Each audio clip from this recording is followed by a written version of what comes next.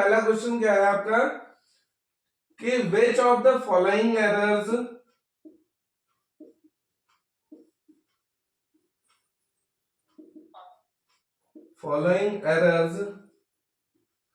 Can not be disclosed by trial balance.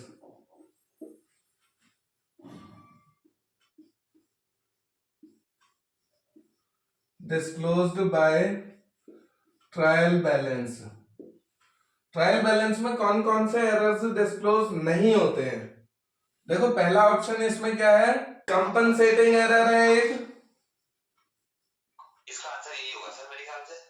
Compensating error ठीक हो गया, ये बिल्कुल ये एक ऐसा एरर होता है इससे ट्रायल बैलेंस में फर्क नहीं पड़ता। ओके, कंपनसेट करता है सर। हाँ, क्योंकि मान के चलो अशोक को डेबिट करना है, आपने विक्रम को डेबिट कर दिया तो कुछ ना कुछ तो डेबिट किया ही है ना आपने। तो आपका जो ट्रायल बैलेंस होगा ना, ट्रायल बैलेंस में जो डेबिट साइड है, क्रेडिट साइड है, आना अशोक नाम से था मान लो 10,000, पर अशोक नाम ना आके क्या आ गया, विक्रम आ गया, तो ये नाम ही तो चेंज है, अमाउंट तो ट्रायल बैलेंस नहीं पकड़ पाएगी ना।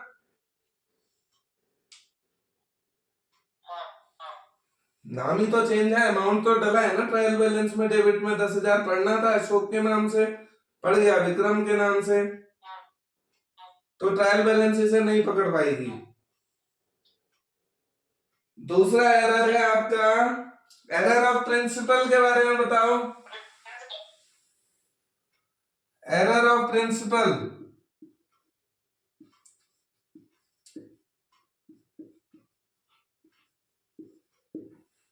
इसमें तीनों ऑप्शन है, यानी ऑल ऑफ द अबव इसका आंसर है। तो एरर ऑफ प्रिंसिपल भी जो है ना डिस्क्लोज नहीं होते ट्रायल बैलेंस से।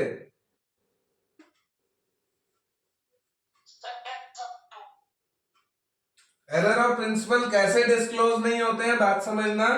प्रिंसिपल का एरर क्या कहता है, आप रेवेन्यू को कैपिटल समझ बैठे या कैपिटल को रेवेन्यू समझ बैठे। मान के चलो मैं एक खर्चा देता हूं जिसका नाम है wages on installation of machine, installation of machine, तो ये है क्या, ये कैपिटल एक्सपेंडिचर है या नहीं?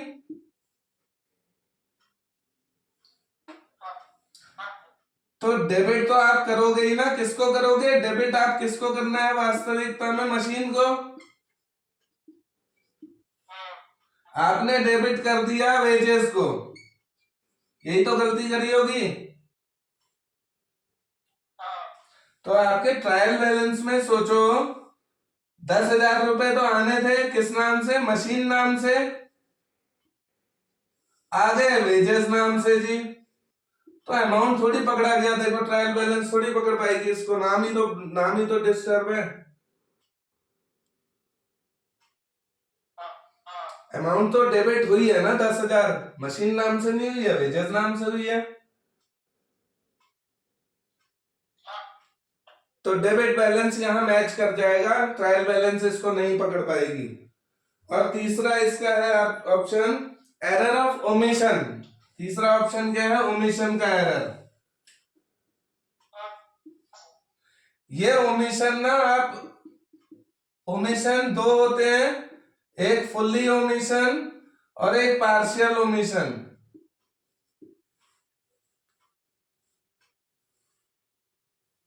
जो पार्शियल ओमिशन है ना, ये पकड़ा जाता है, ध्यान रखना। पार्शियल ओमिशन हाथ लग जाता है ट्रायल बैलेंस से, पर जो फुल्ली ओमिशन है वो हाथ नहीं लगता। यहाँ पे ये जो ओमिशन कह रहा है, ये पार्शियल की तरफ इशारा नहीं कर रहा है, ये फुल्ली की तरफ इशारा कर रहा है ओमिशन। मान के चलो cash paid to Mohan, entry क्या होनी थी, Mohan debit to cash, to cash, मान के चलो 5,000 रुपए की थी ये एंट्री।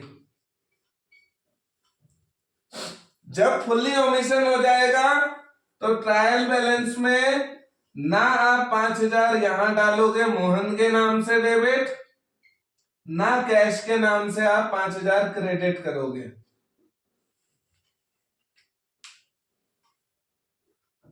ना मोहन के नाम से 5,000 डेबिट होगा, ना कैश के नाम से 5,000 क्रेडिट होगा। तो ट्रायल बैलेंस तो देखो मैच कर ही जाएगा, पुराना जितना बैलेंस होगा, है ना। अगर पार्शियल ओमिशन होता तो कहते भाई मोहन के में डेबिट नहीं किया है, कैश में कर दिया है जी, पार्शियल ओमिशन हो गया। तो मोहन को डेबिट नहीं किया जाएगा 5,000 से, लेकिन क्रेडिट 5,000 है। देखो ट्रायल बैलेंस मिसमैच हो जाएगा इस एंट्री से। हाँ, उधर 5,000 क्रेडिट ज्यादा हो जाएंगे, डेबिट 5,000 कम रह जाएंगे, क्योंकि एंट्री हाफ चढ़ी है, पूरी नहीं चढ़ी। तो सर कैसे चलेगा पता कि ये जो ओमिशन आएगा ना कि खुली है कि 5,000 कैसे पता चलेगा? इसमें तो ऐसे अंदाजा लगेगा जब आपने देखा कंपनसेटिंग एरर है, नहीं पकड़ पाते हैं, नॉट डिस्क्लोज होता है ये। दूसरा देखा ये भी नॉट डिस्क्लोज है, तब आप समझोगे कि ओमिशन जो है फुल्ली वाला है। अगर एक ही होता, दूसरा नहीं होता, तो हम इसकी तरफ चल देते, क्योंकि ओमिशन एक ऐसा एरर है जो होता भी है और नहीं भी होता है। अच्छा ये होगा। ये ऑल ऑफ द वो होगा फिर आंसर सर? बिल्कुल, इसका all of the above answer है। और सर ये सेकंड क्वेश्चन है इसमें none of the above. Second question क्या है? सीओजीएस, बिल्कुल नन ऑफ द अबव है इसका।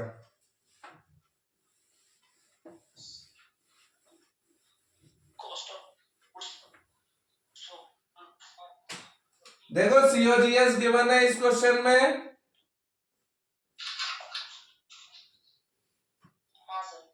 सीओजीएस निकालनी है। ओपनिंग स्टॉक 3700 है, ये निकालना है। ओपनिंग स्टॉक आपका 3700 है। कुछ परचेज दे रखी है, कुछ क्लोजिंग स्टॉक दे रखा है। परचेज कितनी दे रखी है हमको? 1,20,000 और 2,500। 1,20,000 और 2,500, ठीक है इतना क्वेश्चन। अब हमको पता है सीओजीएस निकालने के दो मेथड हमको पता है ट्रेडिंग अकाउंट से। Opening stock plus purchase minus purchase return. To opening stock, to purchase by closing stock by sale to GP. एक तो आपका निकलता है इन चीजों से बस, एक तो इतनी आइटम से सीओजीएस निकलेगा, opening plus purchase minus closing stock.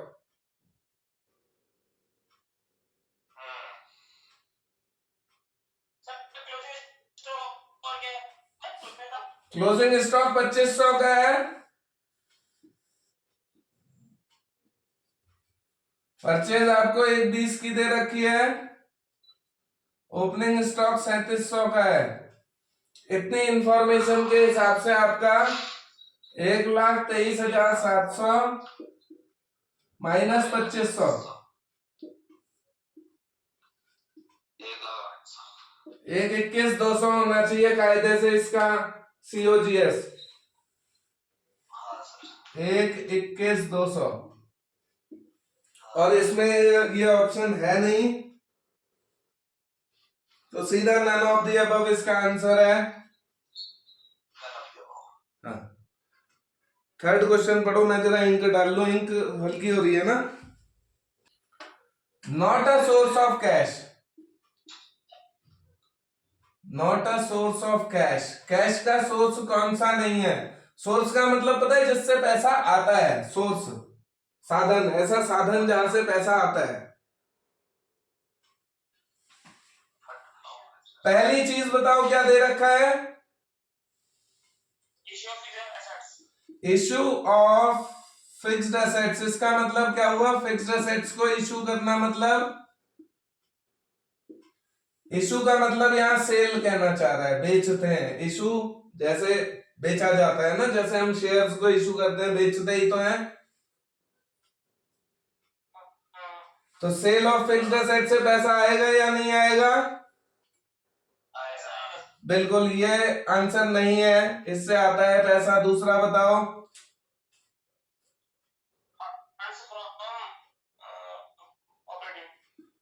Funds from operations. Operations हमको पता है ना क्या होते हैं ऑपरेशंस।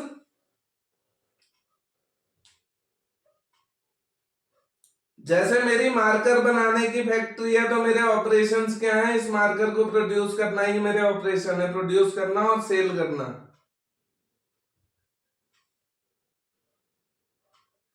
तो जो भी चीज मैं पैदा करता हूं उसको बेचने से, उसके फंड से, तो इससे भी सोर्स है, ये भी कैश का सोर्स है, नहीं है? बिल्कुल, ये फंड फ्रॉम ऑपरेशन, यानी मेरे ऑपरेशंस, जो भी चीज मैं प्रोड्यूस करता हूं उसको बेचने से क्या पैसा आता है? हाँ आता है, सोर्स है ये। तीसरा बताओ। Purchase of fixed assets. अगर मैं फिक्स्ड एसेट खरीदता हूं तो क्या पैसा आएगा या जाएगा? जाएगा, यही तो आंसर है। ये सोर्स नहीं है, ये यूज ऑफ फंड है। दो चीजें होती है कैश की, एक तो सोर्स होता है जहां से पैसा आता है, एक यूज होता है, आप इस्तेमाल कहां कर रहे हो। तो ये यूज है, ये सोर्स नहीं है, ये यूज है।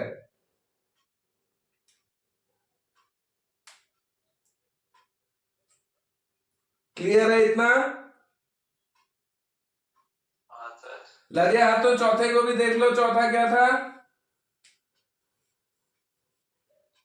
सेल ऑफ फिक्स्ड एसेट्स और ऊपर वाले। ओ बिल्कुल, सेल ऑफ फिक्स्ड एसेट्स, ठीक हो गया ये तो। क्लियर है? जो जैसे हम इन क्वेश्चंस को करेंगे ना, इनमें चार ऑप्शंस है ना, ये नहीं कि आंसर मिल गया खत्म कर दी बात, चारों ऑप्शंस पे डिस्कशन करना है, क्योंकि क्या पता रिलेटेड क्वेश्चंस ना कभी पूछ देता है। हाँ, अब जैसे ये वाला पेपर है, इस पेपर से अगर कुछ ना कुछ क्वेश्चन वो पूछेगा ना, सेम ये नहीं पूछेगा, इसके किसी ऑप्शन से निकाल देगा वो क्वेश्चन।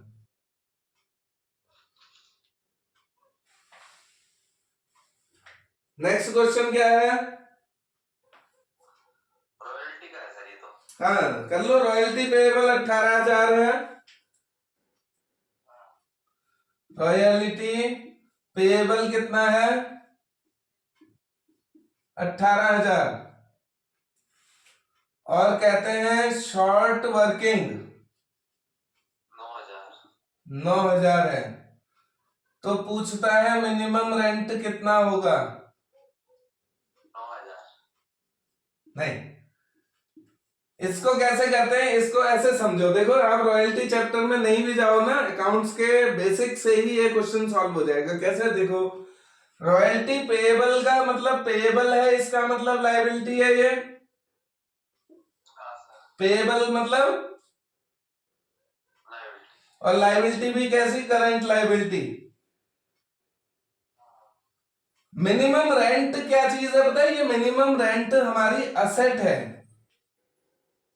असेट भी कैसी? Current asset. मिनिमम रेंट, जो रेंट मुझे मिलेगा ना, वो मेरी असेट है, नहीं है? मिला नहीं, रिसीव्ड नहीं कह रहा हूं, रिसीवेबल। Minimum rent receivable. जैसे रॉयल्टी पेड नहीं, रॉयल्टी पेड नहीं, पेएबल। ऐसे ही मिनिमम रेंट रिसीव्ड नहीं, रिसीवेबल। क्या ये करंट असेट है, नहीं है? शॉर्ट वर्किंग क्या है? ये शॉर्ट वर्किंग को वर्किंग कैपिटल समझो।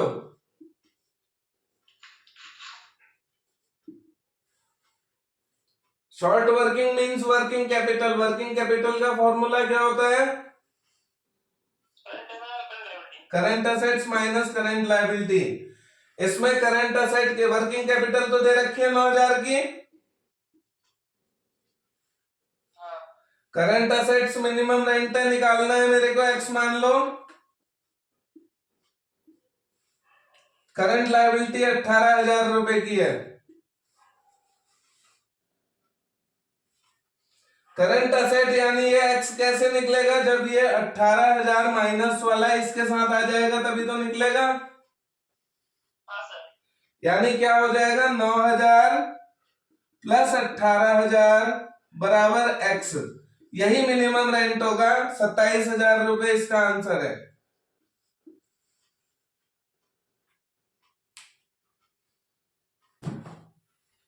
What is transferred to the hirer? Hire purchase के बारे में क्या जानते हो, हायर परचेज के? मैं तो कुछ नहीं जानता सर। हायर परचेज एक्चुअली में क्या होता है ना, ये हम लोग सब लोग गाड़ियां तो खरीदते रहते हैं ना, बाइक वाइक। यस सर, ये क्वेश्चन इस बार भी आया था। अच्छा, आपने मुझे बताया ये क्वेश्चन। हाँ बिल्कुल रिपीट होते हैं क्वेश्चंस, 40 to 50% क्वेश्चन रिपीट होते हैं, ध्यान रखना 40%। लेकिन 40% में काम नहीं बनता आदमी का, इसलिए उसकी कुछ लिमिटेशन होती है। हायर परचेज का मतलब क्या है, देखो जैसे मैं बाइक खरीदूं, कार खरीदूं, मकान खरीदूं, तो मैं क्या करता हूं, मैं लोन पे खरीदता हूं।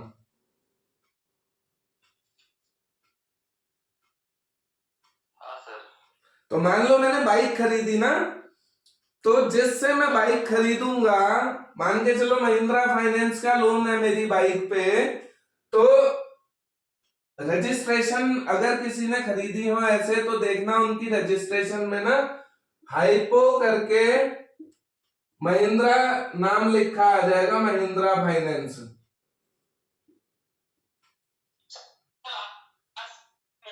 हाइपोथेटिक, हाँ आरसी में हाइपोथेटिकेशन, हाइपोथेटिकेटेड ऐसा लिखा वर्ड आएगा, हाइपोथेटिकेटेड, हाइपोथेटिकेटेड। महिंद्रा फाइनेंस ने इसको फाइनेंस करा रखा है, ऐसा आरसी से पता चल जाएगा। तो आप ये बताओ, आरसी में गाड़ी तो मेरे को इस्तेमाल करने है, मैं ही इस्तेमाल कर रहा हूं ना, क्या मैं मालिक हूं उस गाड़ी का अभी, जब तक लोन ना चुक जाए? नहीं, जब तक मेरी आरसी में इस महिंद्रा फाइनेंस का नाम चढ़ा रहेगा तब तक मैं ओनर नहीं हूं इस गाड़ी का। ठीक है, मैं ओनर कब बनूंगा, जब मैं ये हाइपो कटवा लूंगा आरसी से, पेमेंट फाइनल करके। तो हायर परचेज के अंतर्गत क्या होता है, तो जो हायरर होता है ना, हायरर, हायरर कौन हुआ, जैसे मेरी बाइक है तो मैं ही हायरर हूं, मैं हायरर हूं।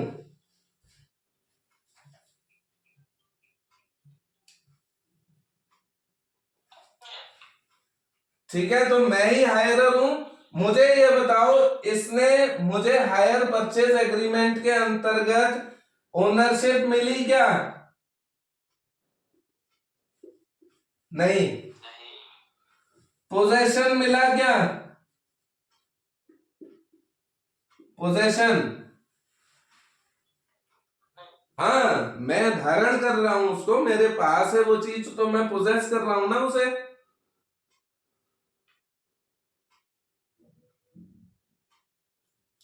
मतलब मुझसे छीन थोड़ी ले जाएगी ना वो, महिंद्रा फाइनेंस चला तो मैं ही रहा हूं, अधिकार तो मेरा ही है उस पे, बस नाम पे ओनरशिप ही नहीं है मेरी अभी। हाँ उस दिन ले जाएगी, हाँ उस दिन मेरे से पोजेशन भी खत्म हो जाएगा। जिस दिन बाइक छिन गई उस दिन पोजेशन भी खत्म, ओनरशिप तो है ही नहीं, पोजेशन भी खत्म। तो इस क्वेश्चन में ऐसा ही कुछ पूछ रहा है, देखो कि हायरर को, यानी जो मालिक होता है जिसने खरीदी होती है चीज, वो इंस्टॉलमेंट सिस्टम कहते हैं इसको, हायर परचेज को ना इंस्टॉलमेंट सिस्टम होता है ये। तो इसमें जिसके नाम गाड़ी है वो हायरर है, उसको हायर परचेज एग्रीमेंट के अंतर्गत क्या दिया जाता है, ओनरशिप दी जाती है, पोजेशन दिया जाता है, दोनों दिए जाते हैं या एक भी नहीं दिया जाता? पोजेशन दिया जाता है, ओनरशिप नहीं दी जाती है। पोजेशन मीन्स अधिकार हो गया, अधिकार की तुम्हारे कब्जे में, कब्जा दे दिया, कब्जा दे दिया। जैसे इन्फोसिस है, इन्फोसिस की कुछ बातें ध्यान रखनी है। एक तो 1981 में ये स्टेब्लिश हुई, जो भी ऑप्शंस आपको मिले ना उनको थोड़ा सा डिटेल में झांक लिया करो, क्योंकि अभी तो उसने इन्फोसिस से क्वेश्चन पूछ दिया, अगली बार विप्रो से पूछ देगा वो, है ना। वो अपने क्वेश्चंस को ना मतलब बहुत ज्यादा, देखो कोई भी मेहनत नहीं, पेपर बनाने वाला भी ना मेहनत नहीं करना चाहता है, वो भी पुराने क्वेश्चन पेपर को टटोलेगा, 40% उसका बिल्कुल रिपीट देगा वो। क्यों पता है? उसे पता है 40% में काम नहीं होना बच्चे का।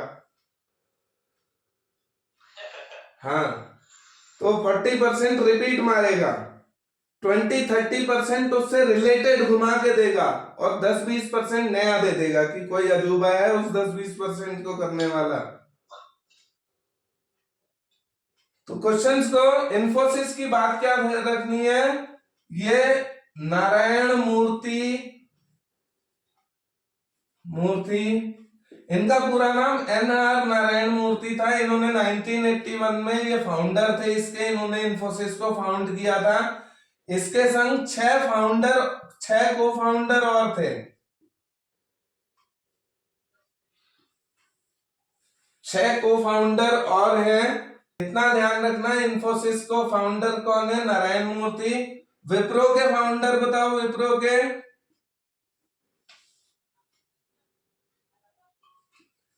हाशिम अजीम प्रेमजी। हाशिम आजिम प्रेमजी विप्रो के हैं। इनको अजीम प्रेमजी के नाम से ही जानते हैं ज्यादातर, हाशिम नाम इनका कम ही लोगों ने सुना होगा, अजीम प्रेमजी कहते हैं। अजीम प्रेमजी फाउंडेशंस भी चलाती है पढ़ाई के, एजुकेशनल। और सत्यम का नाम तो सबने सुना ही है। सत्यम का नाम इस समय क्या है मालूम है? सत्यम ये पुराना नाम था, सत्यम नाम से घोटाला हुआ था, आपको याद होगा अगर। हाँ, सत्यम कंप्यूटर्स प्राइवेट लिमिटेड ये कंपनी पहले इसका नाम था। अब इसका नाम टेक महिंद्रा हो गया, महिंद्रा ने इसको खरीद लिया है। अच्छा सर। हाँ, अब महिंद्रा इसका मालिक है। तो कुछ छोटी छोटी चीजें ना ऐसी भी वो रख सकते हैं। हाँ, टेक महिंद्रा। हाँ, टेक महिंद्रा। पहले ये एक्चुअली में ना सत्यम से इसका नाम हुआ महिंद्रा सत्यम। पहले इसका नाम महिंद्रा सत्यम हुआ 2012 में। फिर 2013 में क्या किया इन्होंने, टेक महिंद्रा ने इसको टेक ओवर कर लिया, महिंद्रा सत्यम को टेक महिंद्रा ने ले लिया 2013 में। और यह माना जाता है कि 2013 में सत्यम बंद हो गई, 2013 में सत्यम बंद हो गई, तब से इसको टेक महिंद्रा नाम से जाना जाता है। लास्ट एक HCL है। HCL के बारे में क्या जानते हैं? HCL की पहली चीज तो इसका हेड ऑफिस कहाँ है? HCL का पता है? सत्यम का कहाँ है? विप्रो का, इन्फोसिस का बैंगलोर, इसका भी बैंगलोर, इसके में हैदराबाद आता है, और HCL आपका नोएडा में है, नोएडा। विप्रो आपका बेंगलोर ही हुई है।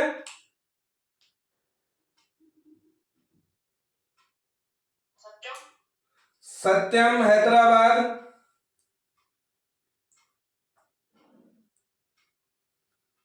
और HCL का है नोएडा। नेक्स्ट,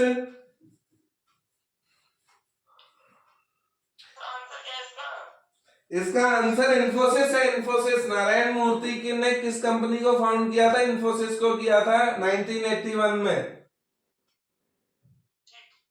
और 1981 से लेकर 2014 तक ना नारायण मूर्ति ही इसके CEO थे। 2014 तक नारायण मूर्ति ही इसके CEO हैं। नेक्स्ट क्वेश्चन कहते हैं, if profit is 25% on cost, if profit is 25% on cost, तो प्रॉफिट ऑन सेल कितना होगा, सेल पर कितना परसेंट होगा पूछता है। अगर कॉस्ट पर प्रॉफिट 25% है तो सेल पर प्रॉफिट कितना है ये बताओ, कहता है। लग रहा है दिमाग इस क्वेश्चन में कैसे करेंगे?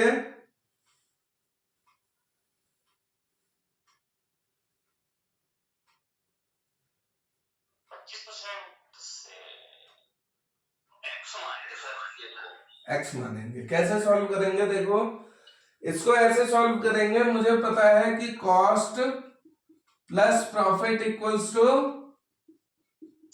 Cell. Profit is 25% on cost, यानी एक्स कॉस्ट को मान लो तो ये 25x/100 नहीं हुआ?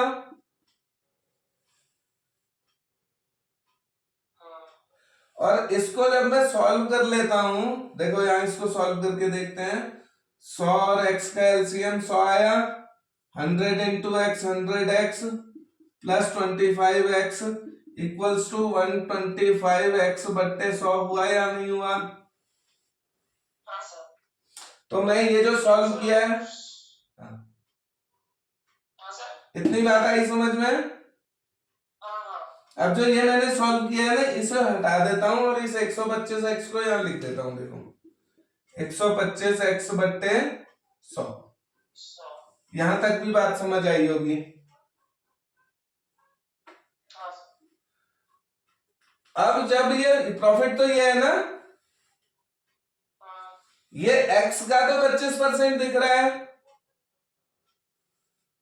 हमें चाहिए इसका रिलेशन। इसको हटा दो, समझ रहे हो? कॉस्ट हटा दो तो प्रॉफिट 25x/100, सेल 125x/100, तो ये इसका कितना परसेंट है, कैसे निकालोगे?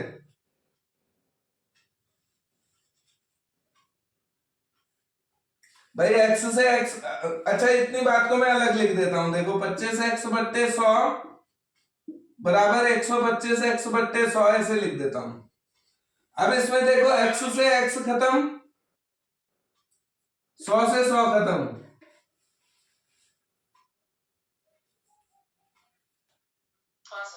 इतनी बात आई समझ में? अब सिर्फ इतने का जवाब दे दो कि 125 का कितना परसेंट ये 25 है, यानी 125 का मतलब गुणा कितना परसेंट, यानी x बराबर 25, मतलब 125 का कितना परसेंट ये 25 है।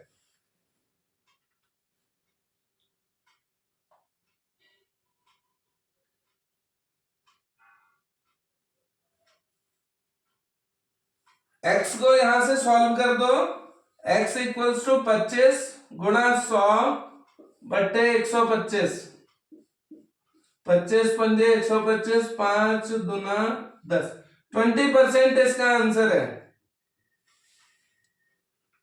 20% इसका आंसर है, समझ आया?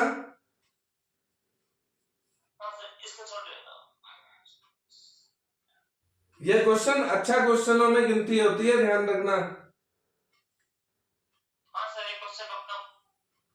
हाँ ये अच्छे क्वेश्चनों में गिनती होती है, इसकी टेक्निक समझना कैसे सॉल्व करेंगे। नेक्स्ट क्वेश्चन का आंसर क्या होगा सर? बी होगा क्या? Decrease in trade payable.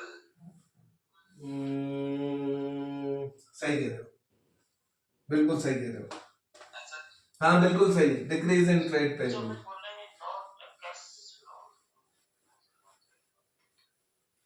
Cash का इनफ्लो किससे नहीं है, कह रहा है इनफ्लो। तो कैश फ्लो स्टेटमेंट में हम सबसे पहला जो निकालते हैं, थोड़ा बहुत याद है आप लोगों को कैश फ्लो के बारे में? 3 एक्टिविटीज होती हैं। एक ऑपरेटिंग एक्टिविटी होती है, एक फाइनेंसिंग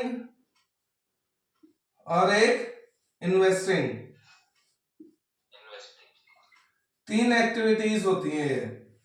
तो ये क्वेश्चन आपका ऑपरेटिंग एक्टिविटी से आया है ये क्वेश्चन, ठीक है? फाइनेंसिंग इन्वेस्टिंग नहीं है, पहली एक्टिविटी का क्वेश्चन है ये। इसको हम कैसे सॉल्व करते हैं, देखो, हाँ, नेट प्रॉफिट बिफोर टैक्स हमको ना गिवन होता है, इसमें हम पहले कुछ नॉन ऑपरेटिंग एक्सपेंसेस को जोड़ते हैं और नॉन ऑपरेटिंग इनकम्स को घटाते हैं।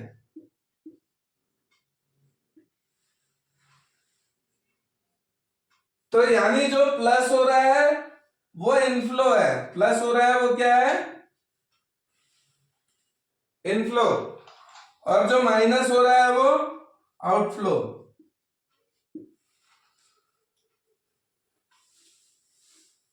बात आई समझ में। एक स्टेप तो ये होता है कि हम नेट प्रॉफिट बिफोर टैक्स में नॉन ऑपरेटिंग एक्सपेंस जोड़ते हैं, नॉन ऑपरेटिंग इनकम घटाते हैं, तो प्लस वाले से इनफ्लो होता है, माइनस वाले से आउटफ्लो। इसके बाद जो आता है ना, ये आता है operating profit before working capital changes. इसमें से हम क्या करते हैं, कुछ चीजें ऐड करते हैं और कुछ चीजें लेस करते हैं। ऐड क्या करते हैं, ध्यान रखना, बहुत ही सिंपल तरीका है याद करने का। लायबिलिटी को याद करो इसमें। किसको?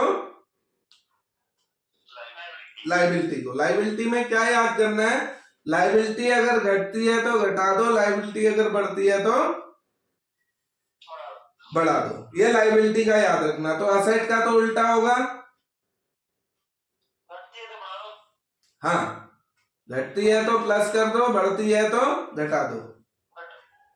तो लायबिलिटी याद रखना आप। अच्छा, लायबिलिटी में, लायबिलिटी की दो चीजें मैंने क्या कहा, ऐड किसे कर दो, इंक्रीज इन लायबिलिटी ना, और लेस किसे कर दो, डिक्रीज इन लायबिलिटी। तो ऐड का मतलब तो इनफ्लो होता है और लेस का मतलब आउटफ्लो। क्वेश्चन इस पार्ट से नहीं है, क्वेश्चन इस पार्ट से है। यहां पर चेक करो, क्वेश्चन में कह रहे हैं इनफ्लो नहीं है। इनफ्लो नहीं है यानी इंक्रीज इन लायबिलिटी से तो इनफ्लो है, डिक्रीज इन लायबिलिटी से इनफ्लो नहीं है। तो वहां क्वेश्चन में आपको डिक्रीज इन ट्रेड पेएबल दे रखा है, जो कि एक लायबिलिटी होती है, और decrease in liability trade payable, decrease in trade payable, decrease in liability है, लेस होगी। लेस होगी मतलब ये आउटफ्लो है, इनफ्लो नहीं है ये। और क्वेश्चन यही पूछा था कि इनफ्लो कौन सा नहीं है।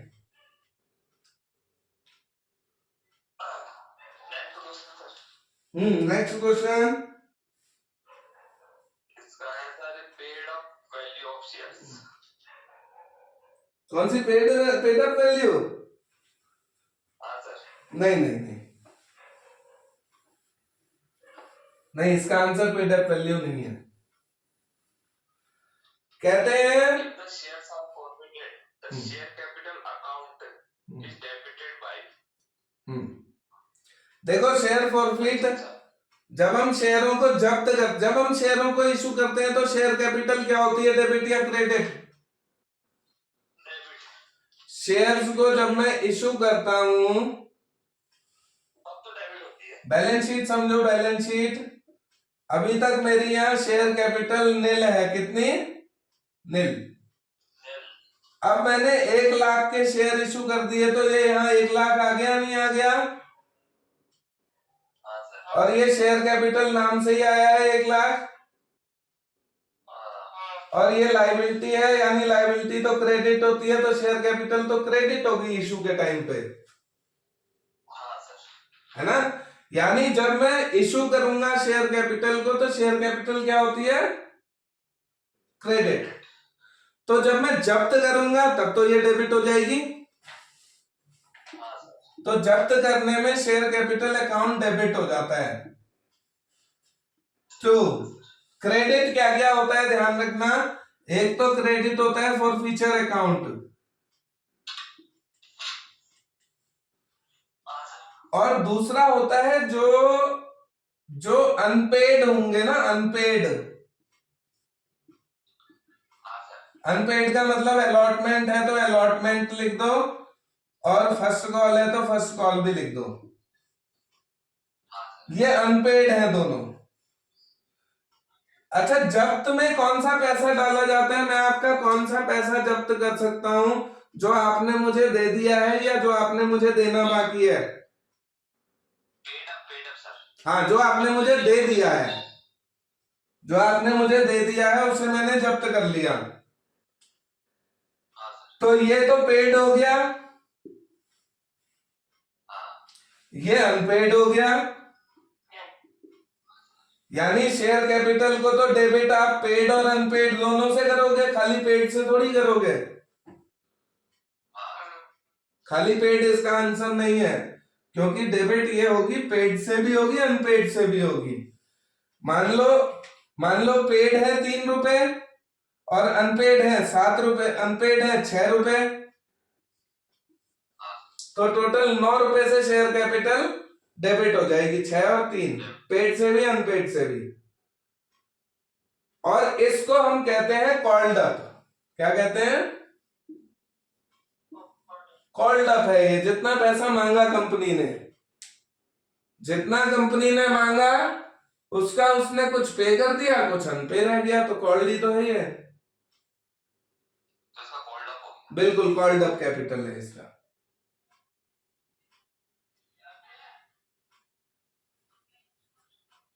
All of the above. Next question, all of the above. Next question, which of the following is a source of fund? Issue of equity shares, issue of... Very good. इसका all of the above है। वो कहते हैं source of fund, fund का source, साधन, कहां से पैसा आ सकता है। देखो, इक्विटी शेयर इशू करूंगा तब भी पैसा आएगा, प्रेफरेंस करूं, कुछ भी करूं पैसा आएगा, तो तीनों ही जो है सोर्स ऑफ फंड है। Company auditor is appointed 228। नहीं, 224 में ऑडिटर को अपॉइंट किया जाता है, 224 में।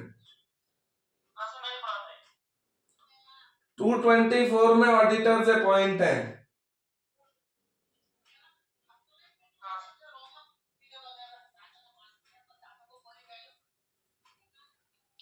Discount allowed on the reissue of forfeited share cannot be exceeded. जो डिस्काउंट है, मैं अभी पिछले क्वेश्चन की बात करता हूं। जैसे मैंने कहा, यहाँ मैंने शेयर कैपिटल डेबिट करी, मान के चलो मैंने यहाँ 9 रुपए से ना, पिछले क्वेश्चन वाले में ही आओ। और टू फॉरफीचर मैंने कहा 3 रुपया, और 2 अनपेड कॉल्स मैंने कहा 6 रुपया। अब जब मैं इन शेयरों को, ये जो जब्त शेयर है ना, इनको मैं रीइश्यू करूंगा तो एंट्री क्या होगी? बैंक अकाउंट डेबिट होगा और शेयर कैपिटल क्रेडिट हो जाएगी।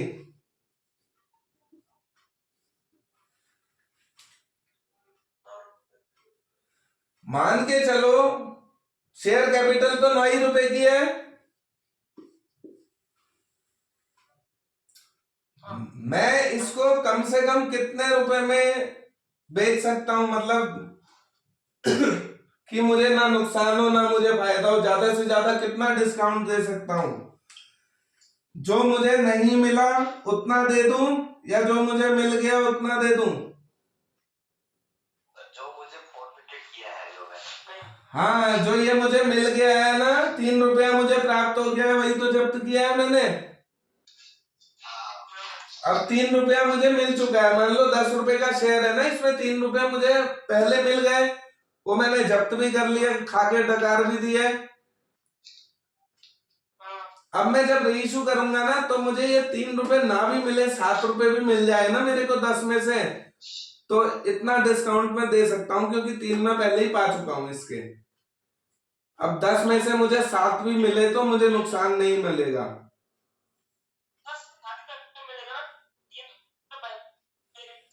हाँ, मतलब 3 रुपए तक का डिस्काउंट आप दे सकते हो, इतने तक का डिस्काउंट आप दे सकते हो। क्वेश्चन यही पूछ रहा है कि आप ज्यादा से ज्यादा कितना डिस्काउंट दे सकते हो।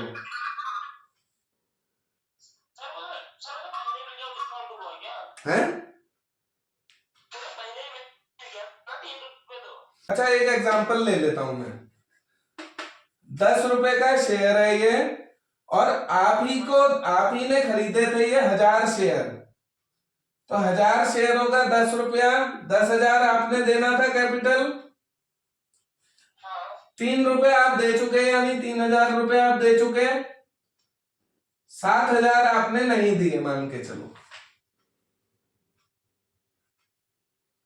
अच्छा अब मैंने क्या किया, मैंने आपके ये शेयर कर लिए जब्त कि भैया तुमने ये 7000 नहीं दिए हैं, तो आपके शेयर हो गए जब्त। तो जब्त में क्या हुआ, जो 3000 आपने मुझे दे दिए हैं वो वापस नहीं मिलेगा आपको, ये जब्त हो गया 3000। अच्छा अब मैं क्या करूंगा, इन 1000 शेयर्स को मैं अब अनस भाई को बेच देता हूँ, री इशू कर देता हूं। तो है तो ये 10,000 रुपए के,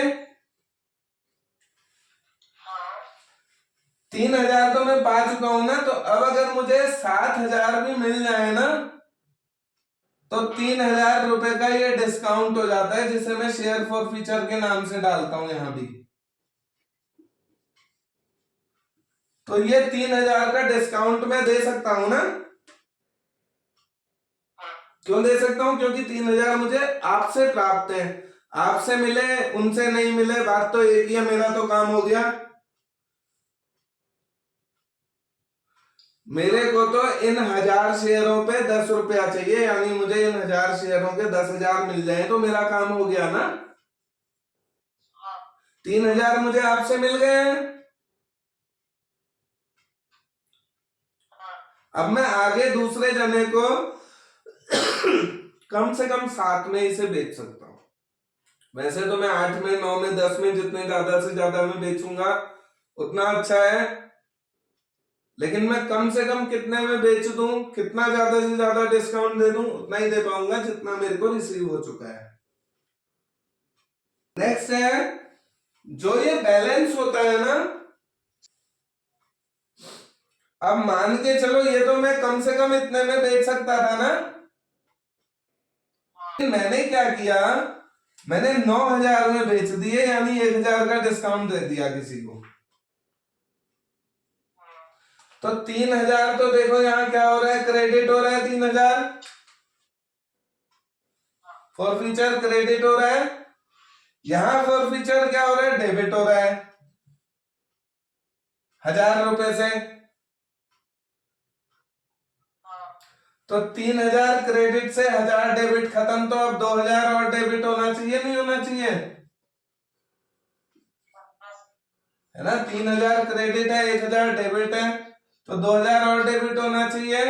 इसको मैं लिखूंगा share for future account debit, और इसको मैं किस खाते में ट्रांसफर कर दूं, इस पैसे को, ये जो प्रॉफिट बचा होता है रीइशू वाला, इसको हम किस खाते में ट्रांसफर करते हैं, इस पैसे को कैपिटल रिजर्व खाते में करते हैं, जनरल रिजर्व खाते में करते हैं, स्टेटमेंट ऑफ पीएल में करते हैं इस पैसे को ट्रांसफर, या कहां ट्रांसफर करते हैं। वेरी गुड, ये कैपिटल रिजर्व में ट्रांसफर होता है। Share for future account debit to capital reserve entry होती है इसकी। ये बिल्कुल कैपिटल रिजर्व में ट्रांसफर होता है। जैसे एक क्वेश्चन मैंने और देखा था ना, आया था कि कॉपर माइन है, क्या चीज, कॉपर माइन। कॉपर माइन मतलब तांबे की खदान है ये। इसमें जो डेप्रिसिएशन चार्ज होता है उसका एप्रोप्रिएट मेथड बताओ, डेप्रिसिएशन का मेथड कौन सा लगता है इसमें। ऐसा क्वेश्चन देखा था मैंने इसमें, तो इसमें लगता है डिप्लीशन मेथड। कौन सा, डिप्लीशन।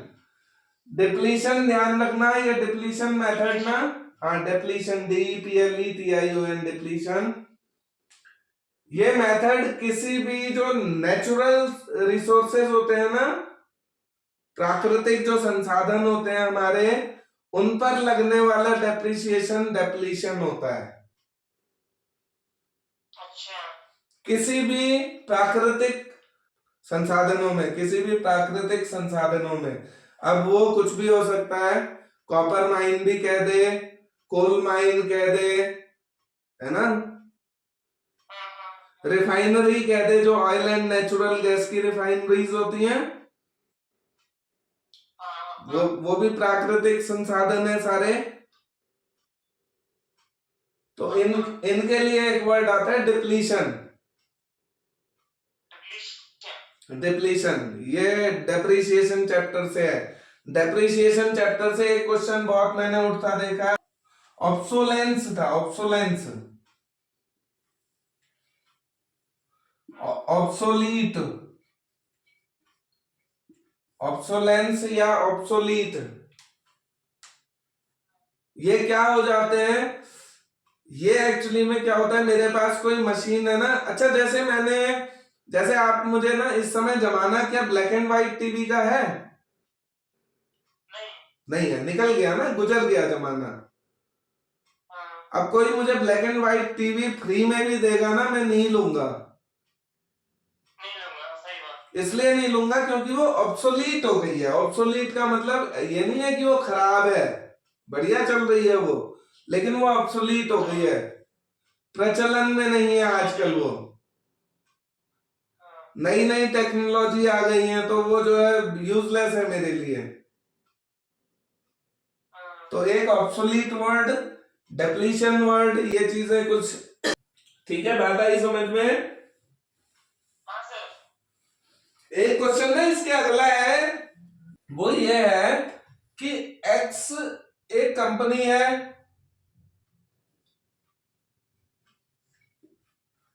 इसकी ना वाई एक कंपनी है जो कि इस एक्स की सब्सिडायरी है। अभी मैंने बात भी करी थी इस सब्सिडायरी पे।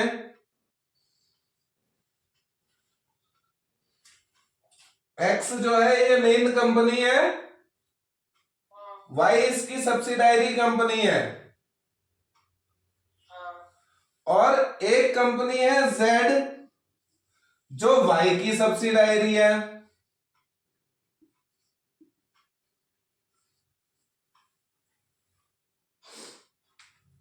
फिर से समझना, एक्स मेन कंपनी,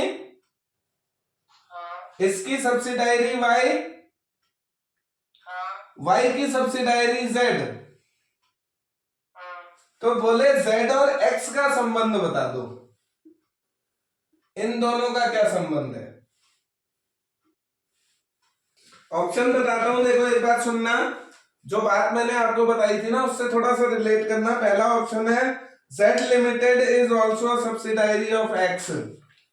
क्या जेड को भी तुम एक्स का सब्सिडायरी मानोगे?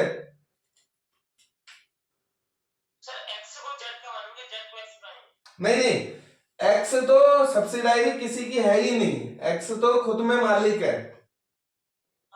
एक्स की सब्सिडायरी वाई, वाई की सब्सिडायरी जेड। तो क्या ये माना जाएगा कि जेड की मालिक एक्स भी है, मतलब एक्स की सब्सिडायरी है मानी जाएगी? ये तो वाई की सब्सिडायरी है ना। नहीं है, ये एक्स की सब्सिडायरी नहीं है, तो पहला ऑप्शन तो गलत हो गया। दूसरा कहते हैं एक्स लिमिटेड एक होल्डिंग कंपनी है। दूसरा ऑप्शन, एक्स लिमिटेड एक होल्डिंग कंपनी है, ठीक है। जेड की, किसकी? जेड की होल्डिंग है ये, है या नहीं जेड की होल्डिंग ये? भाई जब ये वाई की होल्डिंग है तो ये जेड की भी होल्डिंग है, तो जेड की होल्डिंग तो है ये, but Z is not subsidiary of x.